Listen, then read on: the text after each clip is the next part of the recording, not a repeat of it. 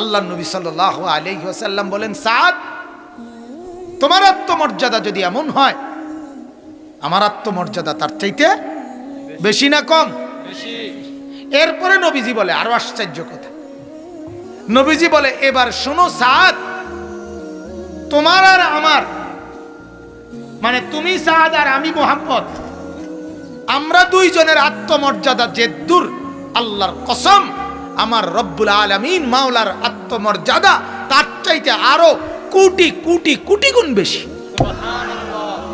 এই কারণে, শুনতেছেন সবাই, এই কারণে আল্লাহ নবী, এই কারণে আমার আল্লাহ ওয়াদা করে রাখছে যে বেপর্দা নারীকে আমি আল্লাহ 500 বছরের দূরত্বে রাইখাও জান্নাতের গ্রান তার নাকেও লাগতে দেব না।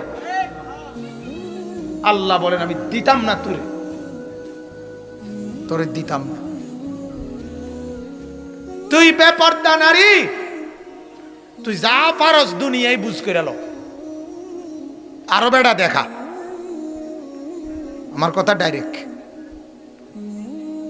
তুই আরো অসভ্য দেখা, তুই রাস্তার লম্পট যত ফাঁস সব ডিরে দেখা, হিসাব রাখ কতজন তোরে দেখে হাসছে। কিন্তু আল্লাহ বলে, বন্ধু জানাই দিয়ে, ওই নাফরমান বেপর্দা নারীকে আমি রব্বুল আলামিন জান্নাতের গ্রান নাকেও লাগতে দেব না। অথচ জান্নাতের গ্রান বলে নবীজি বলছেন 500 বছরের রাস্তা এখান থেকে, কি রামচন্দ্রপুর? জি না উম্মা, আজ দিয়ে লাইছেন আপনারা, রামচন্দ্রপুর হইতো না, এর দূরও না, আরো কম, কদ্দূর বেশি? কিটা দিয়ে বুঝাবেন আপনি? কি দিয়ে বুঝেন না এমনি কথাটা? কিটা দিয়ে মাপবেন আপনি? হুতা দিয়া না সিনজি দিয়া? সিনজি দিয়া মাপবেন না অটো দিয়া মাপবেন? কিটা দিয়ে মাপবেন? 500 বছরের রাস্তা, 500 বছর আপনি হায়াত পাইলে না মাপতেন মিয়া? কথা বলছেন না? 500 বছরের রাস্তা মাপতে আপনিও তো 500 বছর হেমাতার যাইতে হইব, তো আপনি যাবেন কেমনে হেমাতা? তো আপনার 500 বছর নাই বেড়া, আপনি তো 500 বছর তলে রকেট চালাইতে হইব, তাই না? আপনি জানে গিয়ে পৌঁছবেন, বুঝছেন না আপনি কথাটা? ঠিক আছে, আপনি রকেট দিয়ে চালাইবেন, কিন্তু 500 বছর তো কি করতে হইব আপনার, চালাইতে হইব। যাই হোক, বুঝাইলাম আর কি। 500 বছরের রাস্তা, আল্লাহ নবী বলেন দূরে থাকতেই জান্নাতের গ্রান নাকে লাগে। নাফরমান বেপর্দা নারী সেই গ্রানটুকুও পাবে না। এটা আল্লাহর আত্মমর্যাদা, গায়রত। আল্লাহ বলে, দেব না তোর, আমার জান্নাত এত সস্তা না, আমি তোর মতো নাফরমান মহিলাকে আমার জান্নাতের গ্রানও লাগতে দেব না। হ্যাঁ, আপনারাও আপনাদের বিবিদেরকে বলিয়েন বুঝায়া, আপনারাও আপনাদের মেয়েদেরকে বলিয়েন বুঝায়া যে মা, দুনিয়া যে দূর তামসা কইরা লও, শেষ, এনে শেষ। বিবিরে বলে নাও, বউ যে দূর ফারো বেডি চাইয়া রং, নাটক, সিনেমা, টেলিভিশন, নর্তকীর নাচ, যা পারো আরো ভালো মতে, দরকার হলে ভাত কম খাও, নাস্তা খানা বন্ধ করে দাও, এক বেলা খানা কমাইয়া টেলিভিশন সাউন্ডের মাত্রা বাড়াইয়া দাও, কারণ দুনিয়ায় যা পাও শেষ, এখানেই ভোগ করেছে। আমার মনে আছে, আমি একবার এক জায়গায় দুপুরবেলা দাওয়াত খাইতে গেছিলাম, যে ঘরের সামনের রুমে ভাত খাইছি ওই ঘরে টেলিভিশন, তো খানার পরে বাহিরে বেসিন, হাত ধোয়ার, তো আমরা সবাই বাহিরে গেছি, হাত ধুইতাম। তো বাড়িওয়ালা আবার আঙ্গুর না কি জানি মনে খাওয়াইবো, আবার ডাকছে, ভিতরে আইতাম, কইছে আমার, আমি ভিতরে আবার হাত ধুইয়া ভিতরে ওই রুমে, যে রুমে খাইছি, আবার ঢুকে আইতে চাইতেছি, দেখছি ঢুকতে ঢুকতেই বেডি, ঘরের বেড়ার বউ দিছে দৌড় আবার, মানে এই ফাঁকে 5 মিনিট বা 3 মিনিট কদ্দুর টেলিভিশন চাইছে বেডি। বিশ্বাস করেন হুজুর, আমার মতো এত বড় হুজুরের সামনে মিশা কথা কম যেত না। মানে ওই যে বেড়ির কলজাটার মধ্যে কি নাই, সুখ নাই তো দুঃখ, ভাতটা যে খাবাইতে আছে মানে বিষ খাবাইতে আছে, তো হুজুর কোন সময় কি খাইয়া যাইব, বাকিটা চাইতো বিল্লাহ। আশ্চর্য, আমার চোখে দেখা মিয়া। এই 2-3 মিনিটের লেগে বেডির আবার কত সাইয়া গেছে, আবার বন্ধ করে দিচ্ছে তো। আহা, কি পরিমাণ ডাকাত, কি পরিমাণ নির্মম, কত নিকৃষ্ট আপনি চিন্তা করেন। এই জন্য বলতেছিলাম আসলে এটা গায়রত, আত্মমর্যাদার ব্যাপার। আত্মমর্যাদা, রিজিক, খাবার, সেটা বিরিয়ানি হোক, খিচুড়ি হোক, যাই হোক, এটা আত্মসম্মানের ব্যাপার। আমার জন্য রিজিক যদি বরাদ্দ থাকে, আমি মাটির তলে গেলেও খাইতে হবে আমার। কথা বলেন না? আল্লাহর নবী সাল্লাল্লাহু আলাইহি ওয়াসাল্লাম বলেন, ওয়াল্লাহি লান ইয়ামুতা নাফসান হাত্তা তাস্তাকমিলা রিজকাহা। আল্লাহর নবী বলেন, আল্লাহর কসম, একটি নফস, একটি প্রাণ মরবে না ততক্ষণ পর্যন্ত তার জন্য বরাদ্দকৃত রিজিক পূর্ণ না করে, আল্লাহর নবী বলেন, কসম করছি উম্মত কেউ মরবে না রিজিক না খাইয়া, রিজিক পূর্ণ না করে। এটা নবীজির হাদিস, আল্লাহর নবী সাল্লাল্লাহু আলাইহি ওয়াসাল্লামের হাদিস। ইন্নার রিজকা লা ইয়াতলুবুল আবদা কামা ইয়াতলুবু আজালু। নবীজি বলেন, কোন ব্যক্তিকে রিজিক এভাবে তালাশ করে বাহির করে, কারো মৃত্যু তাকে যেভাবে তালাশ করে বাহির করে। মৃত্যুকে খবর দিতে হয় না আমরা নিজে আইয়ে? কথা কন না?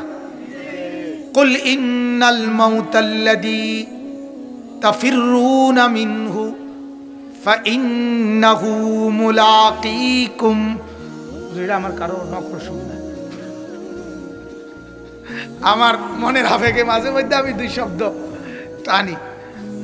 তো আল্লাহ তাআলা বলেন, ও নবী বলেন, বলে দেন পৃথিবীবাসী, ইন্নাল মাউতাল্লাযী তাফিরুনা মিনহু, মৃত্যু থেকে তুমি যেখানেই পলায়ন করো না কেন, ফাইন্নাহু মুলাকীকুম, মৃত্যু তোমার সাথে সাক্ষাৎ করবেই করবে।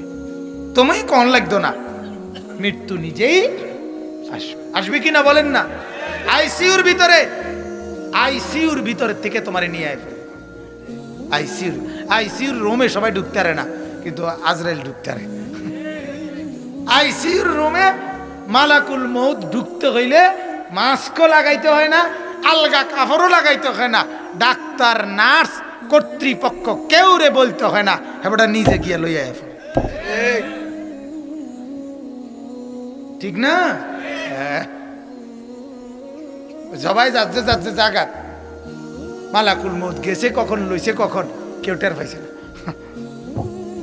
মালাকুল মউতের কথা তো আল্লাহ তাআলা বলেন, মৃত্যু আসবেই। তো নবীজি বলেন, মৃত্যু যেভাবে তালাশ করে বের করে রিজিক, সেভাবেই কি করে তালাশ করে বের করে। এটার জন্য জান ফানি করে লাউন, এটার জন্য মরি বাসি একেবারে যুদ্ধের ঘোষণা দেওন, যে জীবনে আছে কি যে কোনো মূল্যে শিক্ষার দরকার হলে মার ফেটেতে ফইরা যত শিক্ষারছি না, এত বেশি শিক্ষার হইল খিচুড়ি খাইব। জীবনে আছে কি দেখাইয়া ছাড়ুন, খিচুড়ি কেমনে খায় বেড়া, বাচ্চা থাকলে বিরিয়ানি খাইয়া ছাড়ুন, আই মরছি আর বাচ্চি। এটা এত এত কঠিন সাধনা করার বিষয় না, এত সাধনা করার দরকার না। এটা ফায়সালা থাকলে আসবেই আসবে, ঠিক কিনা বলেন না? আল্লাহ তাআলা কোরআনে বলেন, এটা আমি আল্লাহ আমার উপরে ফরজ বানিয়ে নিলাম, আবশ্যক বানিয়ে নিলাম। ইল্লা আলাল্লাহ, এই আলাটা ফরজের জন্য আসছে, বুঝাবার জন্য। তো আল্লাহ বলেন, শুধু রিজিক দেব এটা এরুম না। কথাটা বুঝছেন? যে তোমার ভাত তরকারি আমি দিমুই, তবে এটা এরুম না যে একখানে শুধু ঠিকানা দিয়ে রাখছি, ওইখানে ভাত তরকারি থাকে সব সময়, তুমি গিয়ে গিয়ে হ্যানতে ভাত লই আইবা। আল্লাহ কয় না, এটাও না, এটাও না। ইয়ালামু মুস্তাকাররাহা, তোমার পূর্ণ হায়াতে তুমি কখন, কোন সেকেন্ডে, কোন মুহূর্তে, কোথায় থাকবা, কোথায় কোথায় তোমার রিজিক কোনটা পৌঁছাইতে হবে, আমি আল্লাহ কায়নাত সৃষ্টির, আসমান জমিন বানাবার কম পক্ষে 50,000 বছর আগে নির্ধারণ করে রাখছি। ওয়ায়ালামু মুস্তাকাররাহা ওয়া মুস্তাওদাআহা, শেষ পর্যন্ত তোমার দাফন হবে কোথায় সেটাও আমি আল্লাহ তাআলা আগের থেকে কি জানি। কুল্লুন ফি কিতাবিম মুবিন, আল্লাহ বলে তোমার রিজিকের সবকিছু আমি আল্লাহ সুস্পষ্ট কিতাবের মধ্যে লিখে রাখছি। কি করে রাখছি? লিখে রাখছি। তাহলে এই 6 মাসে আমি একজন মানুষের আমি গতকালকে রাত্রে ছিলাম 2500 নারায়ণগঞ্জ, আজকে এনে আমি কথাটা বুঝছি। আমি আগের দিন ছিলাম সাতক্ষীরা, পরের দিন ছিলাম হাটহাজারী চট্টগ্রাম, এমন বয়ানেও গেছি। আগের রাত সাতক্ষীরা মাহফিল করছি, পরের রাত মাহফিল করছি চিটাগাং। তাহলে ফেরেশতা যদি শুধু আমার ভাত তরকারি ওনার হাতে দায়িত্ব দিত, উনি আমার কি পরিমাণ ধমক দিল, বেটা বাদ দুগা লইয়া তোর পিছে পিছে বেটা এইভাবে ঘুরতে আছি, বেটা তাই রে বেটা তুই বেটা কিতা শুরু করছ বেটা, ঠিক কিনা কইব কিনা কন? বাদ দুগা নিরিবিলি খাইবি এক জায়গায় বইয়া, কি আজকে হেনে কালকে হেনে, আরে কি তোর কি শুরু করছিস বেটা তুই আমারে, বেটা আমার আর কাম নাই, আমি বুঝি তোর বাতলাই লইয়া আরুম সারা দুনিয়া। আল্লাহ তাআলা বলে বান্দা ফেরেশতা চিন্তা করতে হয় না, আমি এটা আগেই ঠিক করে রাখছি। সাতক্ষীরায় তোমার রিজিক কি, চিটাগংয়ে তোমার রিজিক কি, কখন তুমি থাকবে কোথায়, খাবে কোথায়, কি খাবে না খাবে, আল্লাহ বলেন এটা আমি আগেই কি করে রাখছি, নির্ধারণ করে। এজন্য হাত ধুইয়া ভাতের প্লেট, ভাত নিয়েও অনেকের খানা হয় না। আবার কথা নাই বার্তা নাই, এ বেটা আইনের কোনো কথাই নাই, এ বেটা খানার টাইমে আইয়া হাজির। মানুষে কিরে তুই কি আসমানতে পড়লি নি কোনো বাতের টাইমে, এইভাবে জু বুঝা কেমনে আইলি, ঠিকই না বলে তো? সব কার ফয়সালা?